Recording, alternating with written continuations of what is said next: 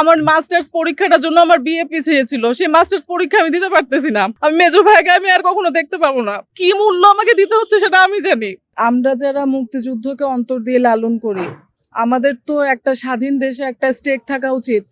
এবং মানে আমরা আশা করব বর্তমান যে সরকার ক্ষমতায় আছেন তারা তো আসলে ভোটের রাজনীতি যখন করেছেন তখন মুক্তিযোদ্ধাদেরকে তাদের অনেক দরকার রয়েছে। তো আমাদের মুক্তিযুদ্ধের যার যে অবদান, আমরা বঙ্গবন্ধুর ভাষণকে যেরকম আমরা ওন করব, জিয়াউর রহমানের যে স্বাধীনতার ঘোষণা সেটাকেও তো আমাদের সেভাবে ওন করতে হবে। এই বিভাজনের কারণে, এই মানে ঘোষণা নিয়ে বা এই যে মুক্তিযুদ্ধের ইতিহাস নিয়ে যে বিভাজন, এই দুই দলের এই বিভাজনের কারণে আজকে আমার দেশ একটা থার্ড ওয়ার্ল্ড কান্ট্রি।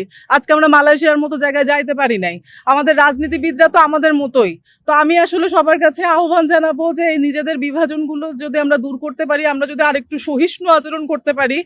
কারণ আমি আসলে মানে আমি এমন কি করেছিলাম, আমি আমার পরিবারটাকে যেভাবে রেখে গিয়েছিলাম, আমার পরিবার সেরকম তো আমি আমি আমার পরিবারের কাছে ফিরে যাবো। এর মধ্যে আমার অনেক কিছু হারানো লেগেছে। আমার মাস্টার্স পরীক্ষাটার জন্য আমার বিয়ে পিছিয়ে ছিল, সেই মাস্টার্স পরীক্ষা আমি দিতে পারতেছি না। আমি মেজো ভাইকে আমি আর কখনো দেখতে পাবো না। কি মূল্য আমাকে দিতে হচ্ছে সেটা আমি জানি। যাদেরকে মিথ্যা মামলায় জেলে দেওয়া হয় তারা জানে। তো আমি আসলে আহ্বান করব যে সরকার আসলে সহিষ্ণু আচরণ করবে।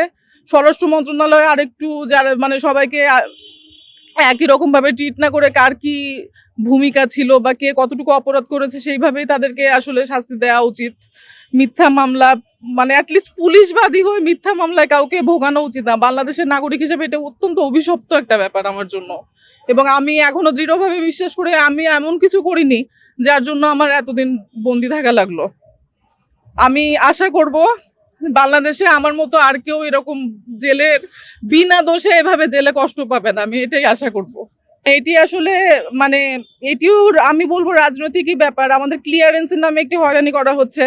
তো সেই ক্লিয়ারেন্সটা দেওয়ার জন্য দেশের যে আইন শৃঙ্খলা বাহিনী, যেদিন আমি আরেকটু 7 মার্চে ফিরে যাই, 2026-এর 7 মার্চ, সেদিন আমাদেরকে পিটালো, আমাদের উপর হামলা করলো, আমাদেরকে পুলিশে দিল। আমরা কি সন্ত্রাসীর কাজটা করছিলাম?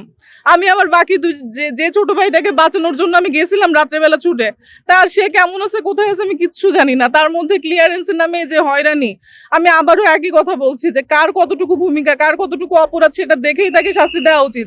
আমি মানে এখন আমি দৃঢ়ভাবে বলতে পারি, আমি যত বছর রাজনীতি করেছি আমি একজন নিরেট সৎ মানুষ। আমি অন্য কারোর অপরাধের দায় তো নিব না। আমি মুক্তিযুদ্ধকে ধারণ করে এটার জন্য তো আমি দেশে অপরাধী হতে পারি না। এবং আমি আশা করব ভবিষ্যৎ প্রজন্ম মুক্তিযুদ্ধকে ধারণ করার জন্য, লালন করার জন্য আমার মতো মূল্য আর কাউকে দিতে হবে না। এটাই আমার কামনা থাকবে।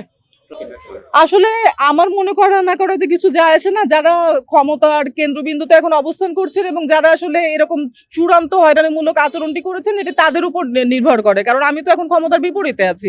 তো এই কারণে আসলে আমার মনে করা না করা খুবই গৌণ ইস্যু এখানে। আমি অত্যন্ত দুঃখের সাথে বলতে চাই, আমাকে তো পুলিশ প্রথমে গ্রেফতার দেখাতে চায় নাই। আমাকে তারা আমাদেরকে হেফাজতে রাখতে চেয়েছিল। তারা তো মবের মানে যখন থানাতে মব করলো বৈষম্য বিরোধী শিবির এবং হচ্ছে শিবিরের আরো বিভিন্ন দোকান এবং জঙ্গিরা, তারা তো সেই মবের কারণে তো বাধ্য হলো গ্রেফতারটি দেখাতে।